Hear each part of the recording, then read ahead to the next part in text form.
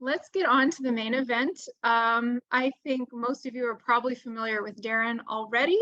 He is a very happy partner of Active Wisconsin, and we work with him a lot. He's going to share more about Pedestrian Safety Month and some of the stuff coming down the pike related to that. I will not read his bio out loud to you all, but just know that Darrin has a wealth of experience in economic development, in designing places for intergenerational access, historic preservation, and just all around building good communities. So with that, I'm going to stop sharing my screen and turn it over to Darrin. Thank you very much. It's a pleasure to be here among the Active Wisconsin Network. For those who might not know, I have been a member of the couple of iterations of the Active Wisconsin Network since I think 2016. So I'm excited to see it continue on and make great strides in the communities. As was mentioned, I work with AARP Wisconsin, and I have a couple of different roles. First is bringing AARP to life in and around the La Crosse area through assisting our members there and a core team of volunteers to help them just understand what it means what AARP means to the people of La Crosse and developing activities and events. But one of the things that excites me most is I co-lead our Livable Communities and Age-Friendly Network efforts here in the state of Wisconsin with my counterpart, Amber, who's based out of Milwaukee. And so before I dive into that, I have a question, and people Susan, people can access the chat, right? They can put something in the chat. So when I say the word or the acronym AARP, what word comes to mind? Always love to start off with with this setting the baseline for folks. Hotel discounts, aging population, help my father so much, thank you. Activities, great. Older adults, yes. So Medicare Part D. Yeah, I guess depends on what stage in life you are as to what AARP will mean. When I came to work for AARP 3 years ago from the Wisconsin Economic Development Corporation, my parents were like, are you going to sell insurance? Are you going to sell cell phones? Because that's to them what AARP meant. But many people don't know that AARP has been in the community development realm since 2010. And this came about when they did a survey to the membership. And when we do survey to the membership, it's a pretty large survey. We have 38 million members across the United States. So even if we get a fraction of those who respond, we can still get a pretty good pulse on what people 50 and older are thinking in the United States. And they asked the question, they have multiple questions, but the sum of what they said was they realized that of those who responded, almost 80% of the people wanted to stay in their home as they aged, and if not their home, in their community and connected to their community. And I think the benefit of having our senior vice or executive vice president who oversees the programs in Washington, D.C., and she's a planner by trade, and she said, we're in trouble because communities and homes aren't built for people to get older in. They're built for an able-bodied 35-year-old in most cases, and we've got some work to do. And so with that, AARP launched the Livable Communities Initiative. And they look into really fitting into AARP's mission, which is empowering people to choose how they live as they age. We want to provide the tools, and also in making communities livable for those who are 50 and older, you're making them livable for everybody. It's not, we always use the example of, hey, the ramps at the crosswalks, the cutouts. They're helpful for somebody who has mobility issues, but they're also helpful for a mother pushing a toddler or walking with a toddler. They really do have an impact on everybody's life. And so while we are focused on providing outcomes for those who are 50 plus, it isn't to the benefit of solely those who are 50 plus. And so Livable Communities has a variety of different avenues and resources. If you haven't visited the AARP Livable Communities page, I highly recommend that you do, and I will put a link in the chat so that you can find it, and also share it with Susan so we can put it in the notes, because I'm going to send out a couple of different things here, or talk about a couple of different things that are happening. And so here's the link to the Livable Communities chat. You'll find information on all the things we deal with. You'll find resources and publications. Those are free to download or free to order printed copies. And you can order multiple printed copies. You're just not allowed to order just one. So I encourage you to check that out. They have a weekly e-newsletter that they send out with information. And I was way familiar with that e-newsletter even before I joined AARP. Just lots of great stuff that go out there on a regular basis. But today we want to talk about, as we prepare for Pedestrian Safety Awareness Month that's coming up in October. And AARP is interested in this because while the number of pedestrians injured or killed in crashes with people driving cars is staggering, it disproportionately affects those who are 60 and up. And so we have a special interest in what's going on here. And so with that, we are doing also some outreach in the state as we're just beginning. I always look at how can we do things scalable. I'd love to start off in launching this full-scale campaign that we do across the state, but we're doing a little bit at a time. So I'm going to share a link to a shameless plug of someone we have coming at the beginning of October, Jonathan Stalls. If you are not familiar with his work on pedestrian dignity on TikTok or Instagram, he really does highlight what's going on and how to build advocacy through social media for what's happening. So Jonathan is visiting us the beginning of October. He'll be in Madison and Milwaukee for engagements. Madison, he'll be here from the October the 2nd, Sunday, the October the 2nd, where he's doing a book event at Leopold's bookstore at 4 p.m. on Regent Street, and doing a walk there because he has a new book that just came out. And then also we're doing a series of engagements on Monday and Tuesday morning. And so if anybody's interested, you'll have my email address when Susan sends out the slides. Reach out to me, and we'd love to get you connected up and share what we're doing there. But also with Pedestrian Safety Awareness Month, it also is a good time, as Susan mentioned, walk audits that were happening in those other communities. But it's a great time to share about AARP's walk audits. And we've had the walk audit toolkits now for a number of years. They've recently been refreshed, so we're excited.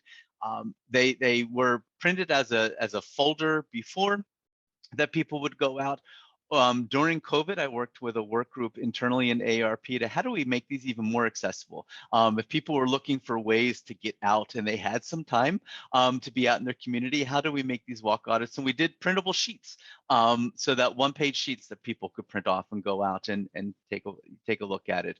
But then also from that, we also updated the walk audit toolkit as well. So I'm going to share a little bit about what that walk audit toolkit is about here, and hopefully we can, this will work well.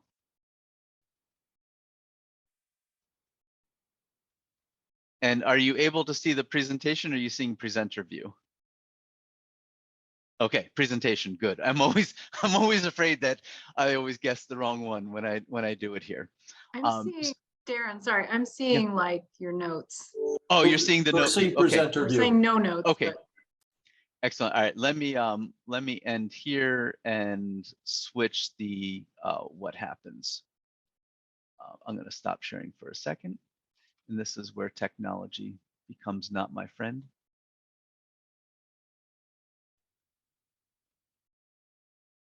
And see what we've got. while he does that, I just want to second the recommendation for following Jonathan Stalls. He's got a lot of really interesting things to say. There All it right, is. That corrected it. works. Thanks. Yeah. I mean, you'll be able to see the slides, but they're much smaller, and it's no fun to see my notes too. But the Walk Audit Toolkit is available on that Livable Communities website link that I dropped for you. So you can download these or printed copies if you want. But just real quickly in our time together, I just want to, touch a little bit deeper on Livable Communities, on the Walk Audit Toolkit, just a walkability information on where it comes from.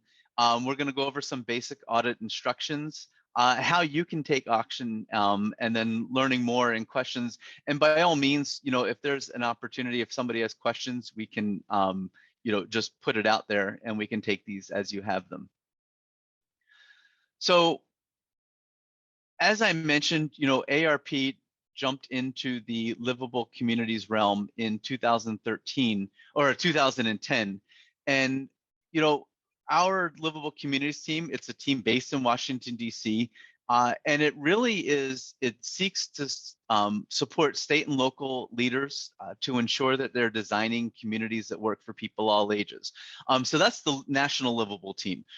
From a state office perspective, we're trying to work with the local people. We love to work with the local leaders, but we also want to work with community activists to how do they get these things happening. And so, we are available to come to your community and work with you.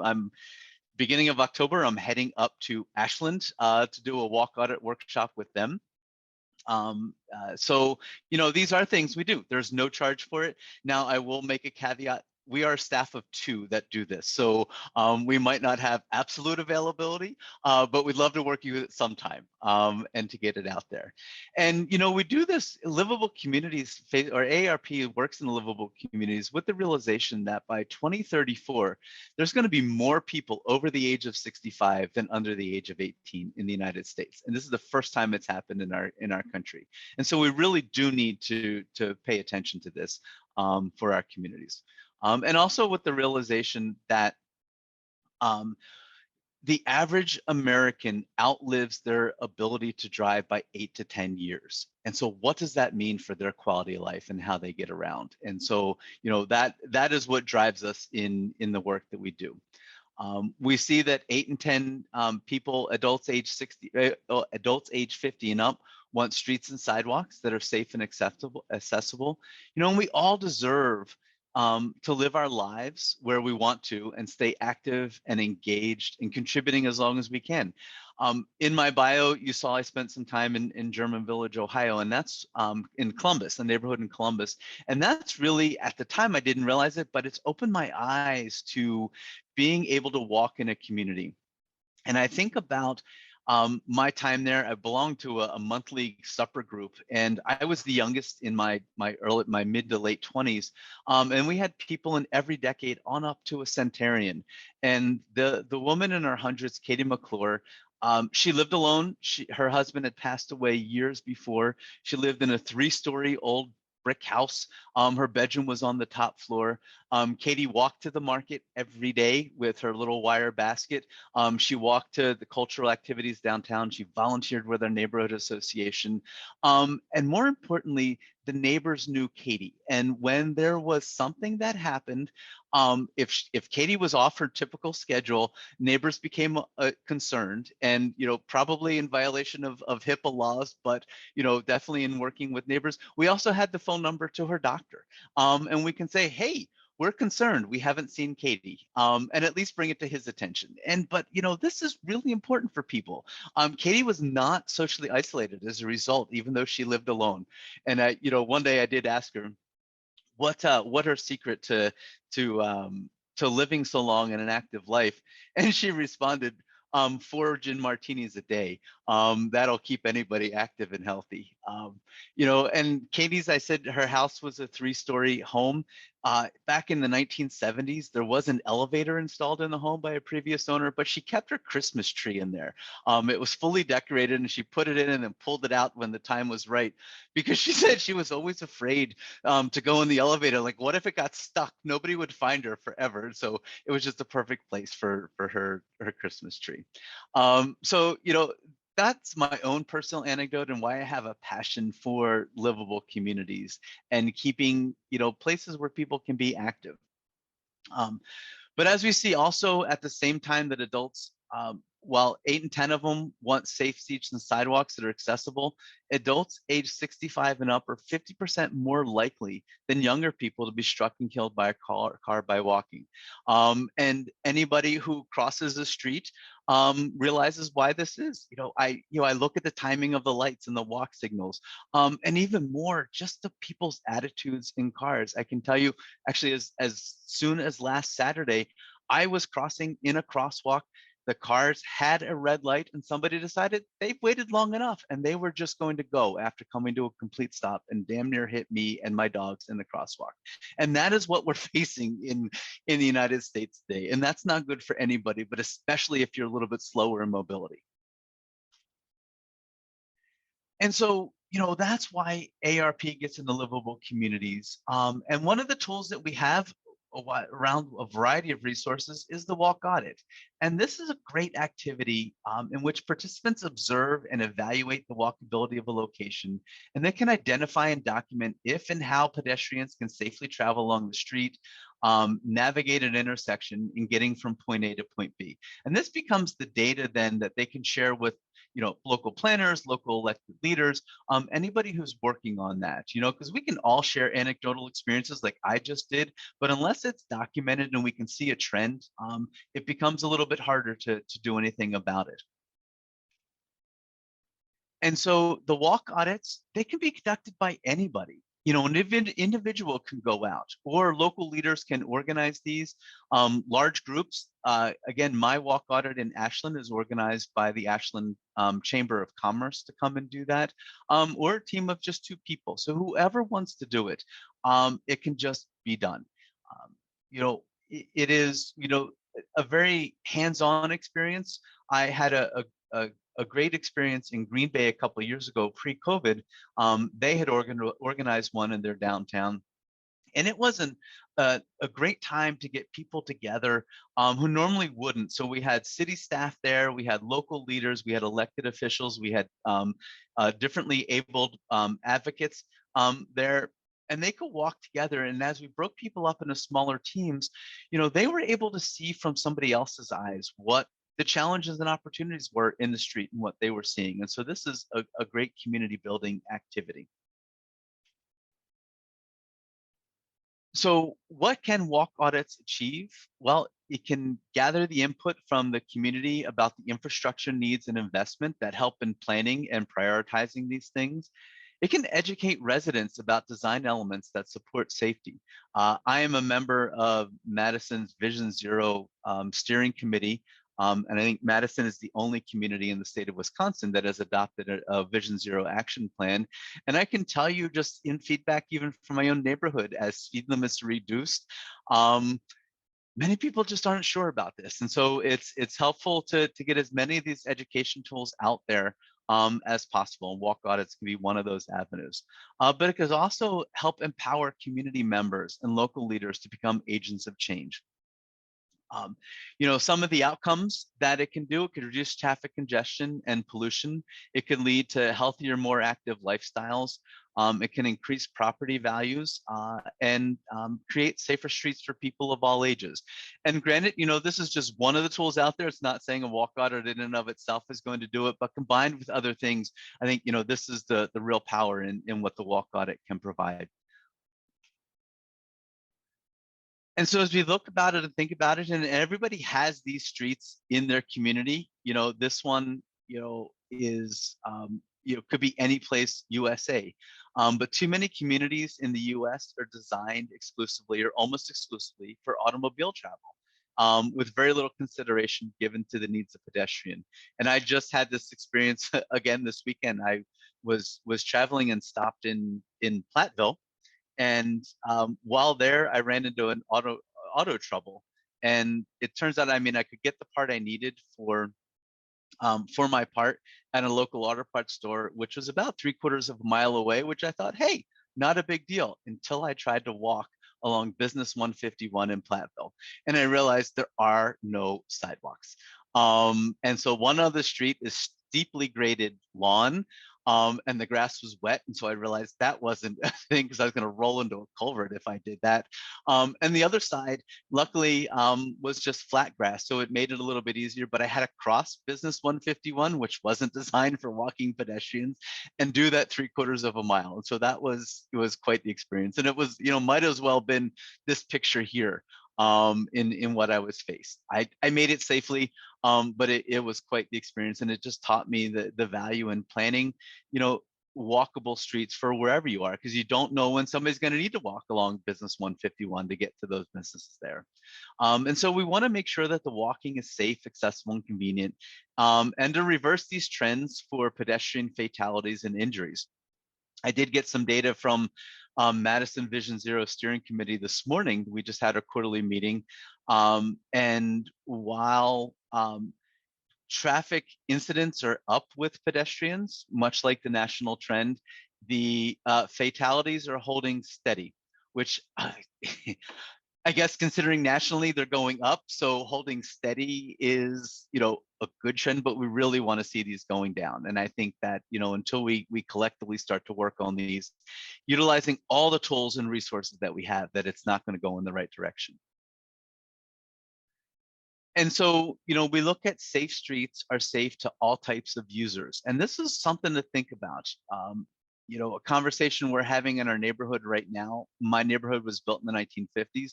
There are no sidewalks there. And so people have built up a neighborhood. They're very mature trees all throughout the neighborhood. And they're now talking about adding sidewalks to my neighborhood. And I'm fully supported. I walk these streets. I realize that cars aren't looking for pedestrians. We have kids who are walking to an elementary school and a middle school. But some of my neighbors are very up in arms about this and losing the trees. And I realize, we're not accessible to folks. And so, one of the things that I just want to make sure that people are clear about when we talk about AARP talks about walking and pedestrians, it isn't, exclusive of those who are differently able to use mobility devices, that we truly just use this as a generic term. And we really want them to be as inclusive as possible. So to quote the Inclusive Walk Audit Facilitators Guide by the Minnesota Department of Health, walking includes both ambulatory and non-ambulatory modes. Walking encompasses all forms of mobility devices, including using a wheelchair, a cane, a walker, or other mobility device that allows the user to travel at human speed. So from an AARP perspective, inclusivity is important to the walk audit process, since streets should be usable to people of all ages, experiences, and abilities. And I think, if people are familiar with 880 cities and their approach, they sum it up best, that every resident has the right to mobility in their community, no matter their ability. And I think if we approach it from that angle, then we start off from making it accessible to all ages and all abilities. And so even as we look at, here it's a couple of examples on solutions that communities have adopted. And I got to see, some of this portable pathway for beach communities are going over sand. When I had visited a couple communities in Maine who had received these through a community challenge grant through AARP. But I also saw that we've had some other local places that are making accessible options for outdoor recreation. And so we applaud communities when looking at that. How do we not leave people behind when going? Because we realize that even for an able-bodied person, walking on sand is a challenge sometime. And so making it accessible to everybody that is a little bit firmer surface is good. And then here's, just incorporating ramps and steps so that people can use those. And these things would be picked up in a walk audit. What are the challenges that people would face? And so we look at, just making it easy for streetscape vocabulary for those who are conducting a walk audit. For us in this as practitioners, we throw out terms and it's a language that is sometimes incomprehensible to the average citizen. And so we love to just break it down to simple terms. So employing terminology that are used by professionals in walk audits will show that the auditor or auditors have done this necessary homework. And the walk audit toolkit contains a robust list of terms and definition, so that the typical citizen auditor or resident auditor can understand what planners and transportation engineers are talking about, and can talk the talk with those folks. So it breaks down in easy to understand terms for them. So we also come from a perspective that safe streets are complete streets, and complete streets are designed for all roadway users, whether they're driving or riding or walking or bicycling or rolling. So they're designed for people, and no matter what form of mobility they choose. And since not every street can or should be complete, we recognize that complete street policies simply require the needs for all users to be considered in what they're doing and when appropriate met. So a walk audit can raise the awareness that about where roadway improvements are needed and why. And this is just a sample from the walk audit toolkit that people would get to see. So it provides really step-by-step. It talks about where you want to go. It encourages people to pick a location that you can't just do a broad geographic location, but break it down into smaller chunks so that you can spend some time there and understand it and understand how it relates to the spaces around it. You can decide on the type of walk audit. Will it be one location? Will occur around a route, and you're going to do it over time or with multiple groups of people. Understand who should be involved in the walk audit toolkit. Give some suggestions of people who are out there, but you want to as broad a base as people as possible. And then also encourage you to set a date and time when it can be met. And also being able to do this at different times of the day and different times of the year.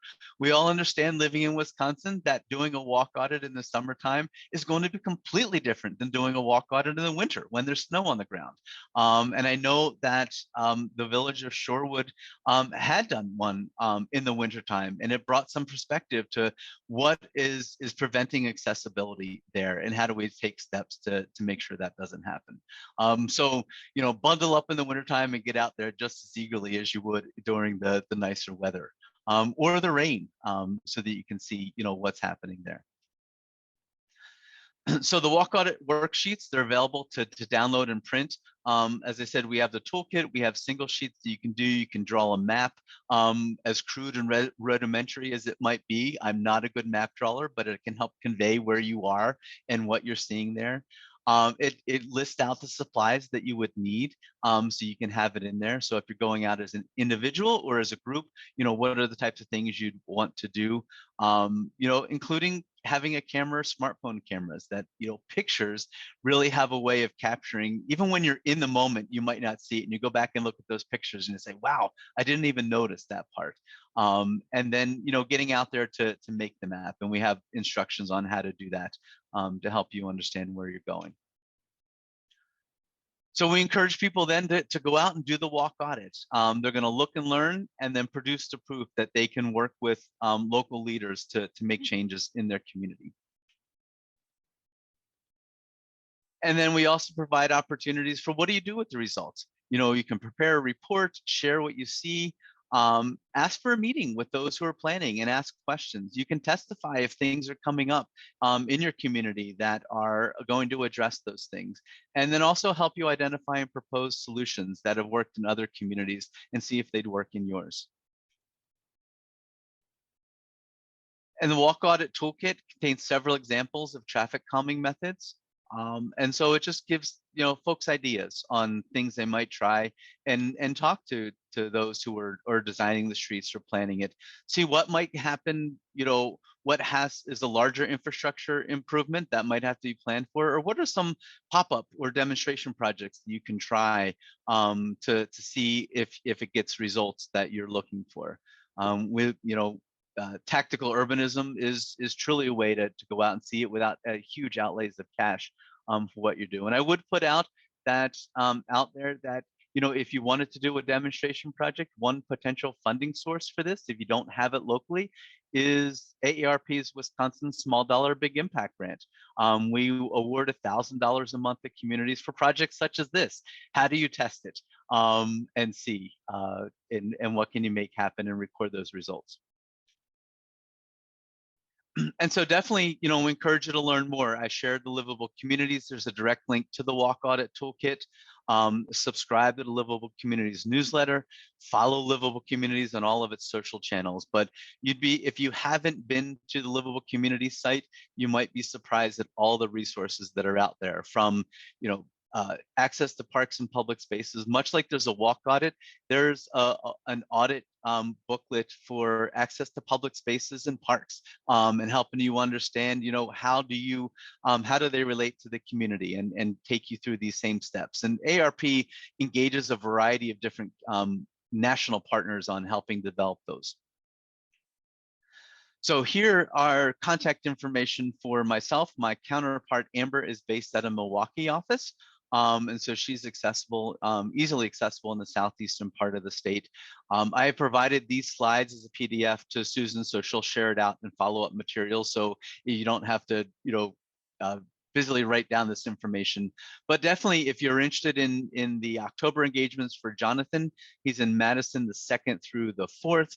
And then there's engagements in Milwaukee the 5th, 6th, and 7th before he returns to Denver. So I can share all that information for you on what's happening when. That is the end of my presentation. Happy to take any questions or comments that people might have.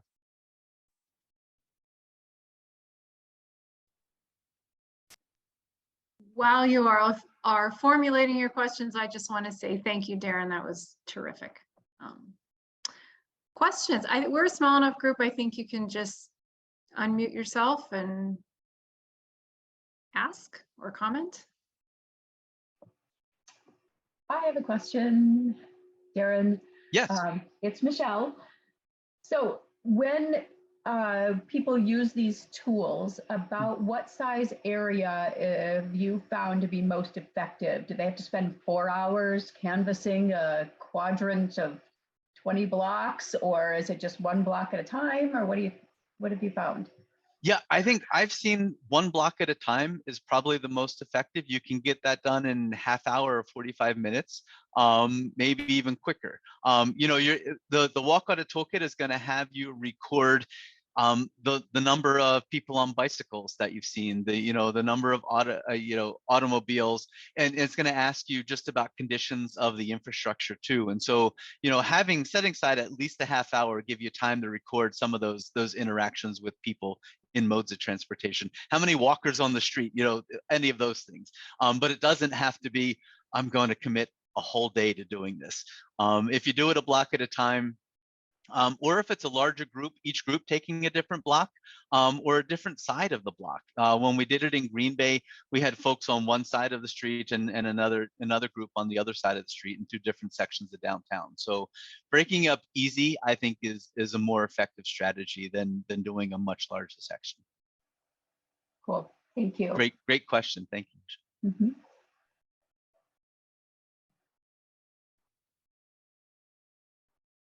I want to follow. Oh, go ahead. No, go ahead, Michelle. If you have a follow-up to that, then go for it. Mine's a different topic. Oh, sure. Well, Same then topic, I'll go ahead.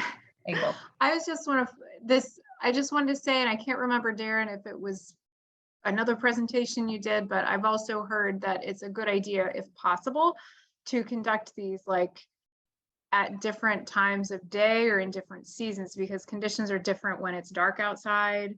Conditions are different when it's raining. If you're looking at an area around a school, you're going to want to compare pickup and drop off times to other times of the day. That may not always be possible, and it kind of depends on what the focus is, but that is something to consider too. Yeah, it absolutely is. It's so important because our streets have a different life depending on what time of the day they are on. And so, you're just, when you're out there doing an audit, you're just capturing that moment in time. Now, the infrastructure itself, probably isn't going to change, but the users are going to change. And so it's good to get it. And I'm glad you mentioned nighttime, because that's often overlooked. People go out in the daytime many times to do this. And when I was worked with the Wisconsin Main Street program, we'd often encourage our local Main Street directors to do what, they walk around the daytime of their districts regularly. They see that all the time. And we'd encourage them to take their local leaders at nighttime and see what they're seeing. Boy, you notice areas that could be lighted better. You notice, different activities or how things appear, and it's a whole different feeling. And so doing walk audits at night is a good idea, and the different seasons. Yeah, and I have listened to some stuff lately about like lighting design in particular, and I mean that's a whole area of expertise that I think is really interesting. But yeah, like the way, exactly what is illuminated at night, like can you see the street better than you can see the crosswalk? And also, like I think one of the most dangerous times to be a pedestrian is like right at dusk, like right when it's getting dark, so you think you can see but you really can't. So that's just right. Yeah, that's a whole other thing. But yeah, Michelle, what were you going to say? I was going to inquire about the widths of sidewalks. I've been noticing a lot of this wide walks, sidewalks, or side paths, which are bike and pedestrian. I've been noticing it more and more, though, as I spend time around assisted living facilities with the Cycling Without Age program.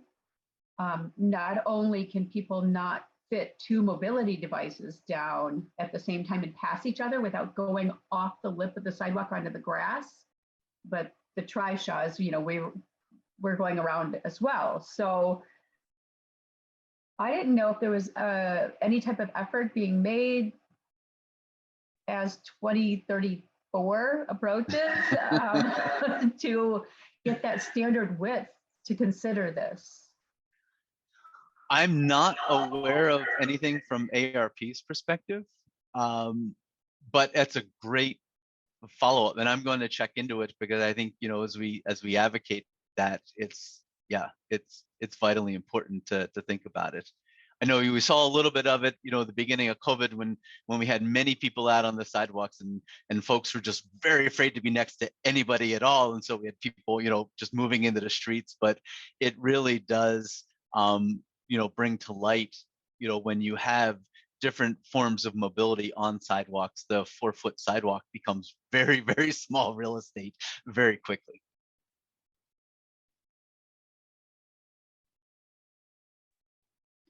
Yeah, and if I can just put in another plug to watch the webinar that we hosted last week, there was some more specific information about infrastructure specifics for safety. And one of those things was the width of sidewalks. And there are like specific rules from the federal government about ADA compliance and how wide they should be. And I can't remember what that number is now. Might be 5 or 6 feet. And Michelle, I don't know if that is wide enough to accommodate a trishaw, but there are standards out there. Yeah, I just am concerned because I think that too many sidewalks are grandfathered in, basically, or haven't been redone, and I'm not so sure that 5 feet, if that's what it is, I don't know what it is actually for the width of the sidewalk, but 5 feet can't typically accommodate 2 mobility devices and all the stuff that gets brought along or needs to be brought along. So. And I see a question in the chat from Brenna, who says, do I have a favorite story of community change that I've implemented based on the information that's collected during a walk audit? My time in doing these has been limited and then affected by COVID, so it makes it even smaller there. So we haven't had a chance to go out and do a whole lot and see it. I can say that the walk audit workshop I did in Green Bay with the Wisconsin Downtown Action Council, I still get feedback from people who had been on that and said, I didn't realize some of the things I saw, or particularly from the perspective of somebody who was differently abled than I was. And so that was helpful to see. Now, I don't know that physical changes have been done, but we'd love to see, our ultimate goal is physical and policy change. And so, if we just do these steps and get enough people seeing it, it's worthwhile. In Shorewood, when they did their walk audit in the wintertime, it was an eye-opening experience. And I know that they had directed some of their public works to do better, making it as part of the checklist and clearing off streets, getting the crosswalks cleared. We all get that pile on from the plow that just dumps right there. In the best of things, you just have a puddle that you have to wade through. And the worst of things, you have a mound of snow that you have to go over. But developing a plan to take care of that, at least in their business district there, and hopefully extending it around the city. But at least, the big part is making it aware. We've all seen it, and we've never, many times we just don't we begrudgingly have to trudge through those piles, but we don't stop to realize what it truly means, especially for somebody who, might be differently able than we are. And so, it really does help to put that in perspective. And I do know one of the other ones that was done was in Greendale, one of the network of age-friendly communities that we have here in Wisconsin. And they recognized just in their walk audit that there wasn't a regular spacing of places for people to sit down, that if we want to encourage people to get out and walk, there weren't benches or seating areas. And then more importantly, seating areas in shade, because there's nothing worse than needing to sit down and it being in direct sunlight on a hot summer day. And so they developed a bench plan throughout their area, their village, that they can implement it as they get money for it, or as donations come in. And I know that a few of them have been put in place since then. So those are some of the highlights here. We really do hope to work with some more local communities. We were not able to get out, up until June of this year. And so we'd love to be able to connect with communities that want to do walk audits and do follow-ups. As I mentioned, we have $1,000 a month that we give away. What are some things that we can do to implement some of the things we see in the walk audits? We'd love to be able to spread some of that wealth around to you. How often do you get people just say, please take our money? Not often enough. Yeah. All right, I don't see more questions, so. One Oh, go ahead. more little one. Just because I use this type of stuff all the time, and I know how valuable these tools are. So really, I encourage everybody to go out and check these things out. The walk audit form, I'm thinking of all the ways that I can use it. Is it an app? Could we get it to like the high school key clubs, and then on lunch they could do walk a block, or the teachers during October when it's walk to school day for the kids, the teachers can go out and walk their block to school or park at a different spot each time, but just make it more. Is there an app where they can do this like that? Funny you should say that, because I was involved in an internal AARP group that had developed an app. One of the many facets of AARP, they have a partnership with University of Illinois Urbana-Champaign, and they have a group down there called the Tech Nest. And there was a group of student programmers that had developed a walk audit app for us.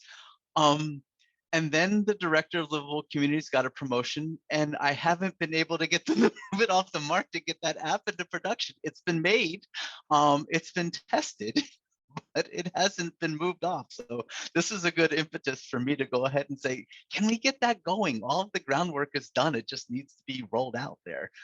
It was developed for both Apple and Android, and have the ability to include photographs with it, and then geolocate the photographs for what you're seeing, and attach them on there, and then print it off as a PDF of that you could email to yourself or others of what you're seeing. So thank you for the reminder. And I do want to just say, the ability to gather this data and develop these plans is important, not only in capturing funding sources, but some of the ones that are coming down the road. I was just on a call yesterday, and AARP has had its community challenge grant for a number of years, And it's morphing a little bit. They're actually taking our model of smaller $1,000 grants to do some stuff. So we'll have more opportunities there. But they're also doing larger project demonstrations. They have some national partners that have committed some large sums of dollars, and they're looking for communities that have thought some stuff out, especially in the way of transportation. And so those who have this data and can start thinking through it, will have a great opportunity to capture some of this from AARP and its partners. So that's my plug to get out there and do your walk audits.